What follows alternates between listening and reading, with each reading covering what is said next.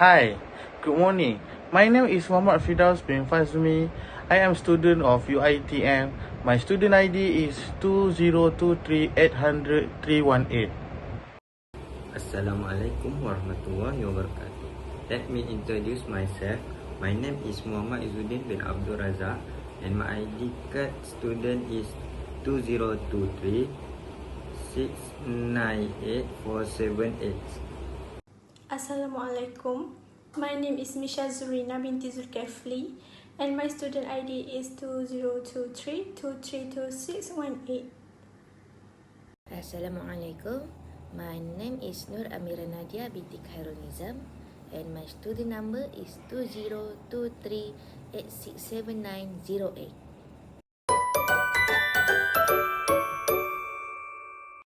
Today, our group will present on the issue that we choose, which is unemployment and the types of unemployment in the Philippines and also in Malaysia. Let's start with a quick introduction to unemployment. Unemployment is when people who are willing and able to work cannot find a job. There are several types of unemployment, including structural, cyclical, frictional, and seasonal. Each is caused by different factors. We chose the Philippines for our research because it faces unique employment challenges, especially among youth. The country relies heavily on overseas workers and remittance, which greatly affect its labor market. Now, let's look at an overview of the country Philippines. The Philippines is an archipelago with over 7,000 islands and an expected population of 116.8 million by 2025. The services sector, especially BPO, retail and tourism, is the largest contributor to its GDP.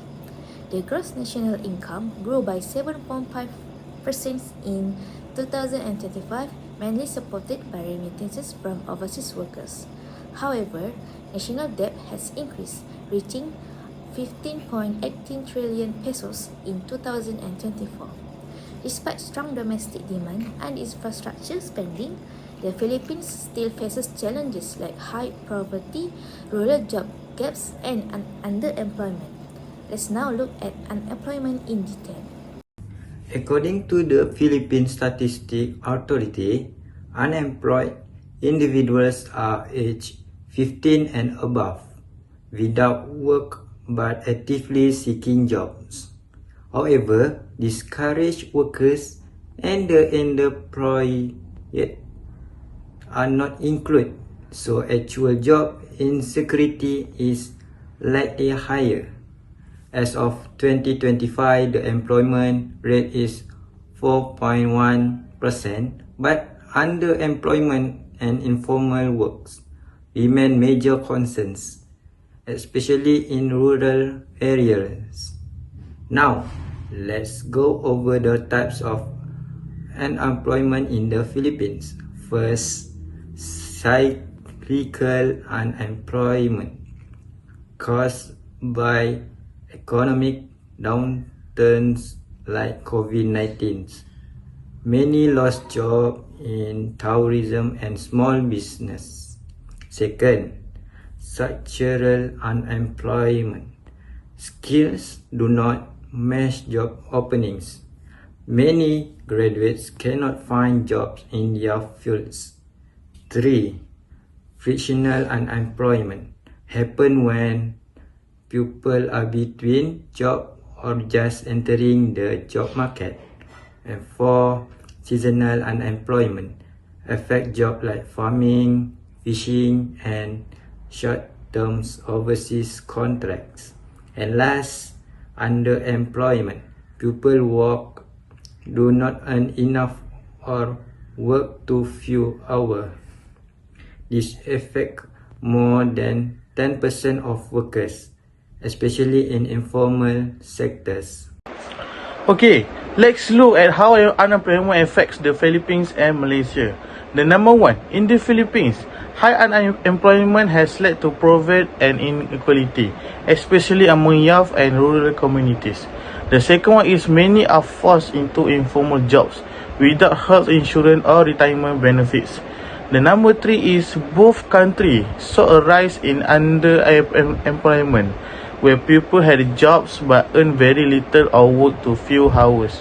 In Malaysia, many youth face mental health issues and turn to gig work like food delivery, while unemployment improved post-pandemic in both countries. Underemployment still remains high, especially in the Philippines. These problems show that the job quantity alone isn't enough. Job quality and security matter just as much. To tackle these issues, both countries took monetary and fiscal actions. Recommendations for long-term improvement include strengthened skill training and job matching. First, we need to focus improving skill training and job matching. In Malaysia, expanding TVET and digital training programs can help youths and job seekers gain the skills that employers need.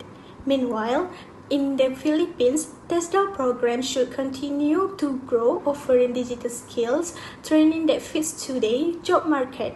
This way, we can reduce the gap between what workers can do and what companies are looking for.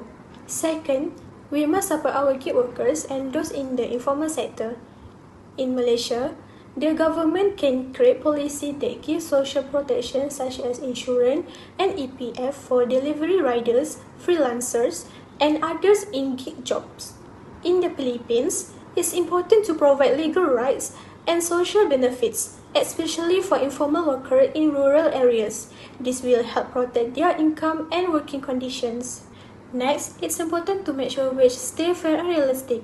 In Malaysia, we must ensure the minimum wage matches the current cost of living. In the Philippines, the minimum wage should be reviewed and updated regularly so workers can keep up with daily expenses. Wage support during tough times should also continue to help employers keep their staff. Lastly, we need to create more jobs outside big cities. In Malaysia, the government can offer incentive to companies that start businesses in East Malaysia or rural areas. In the Philippines, programs like Balik Probinsya are great ways to create local jobs and reduce overcrowding in urban areas. This helps bring development and employment closer to home. With this effort, we can build a stronger and more inclusive job market for everyone. In conclusion, unemployment in the Philippines is shaped by structural issues, economic shocks, and labor mismatches. While improvements have been made, underemployment and informal jobs remain serious challenges. So for conclusion, government support and global recovery have helped, but more long-term planning is needed.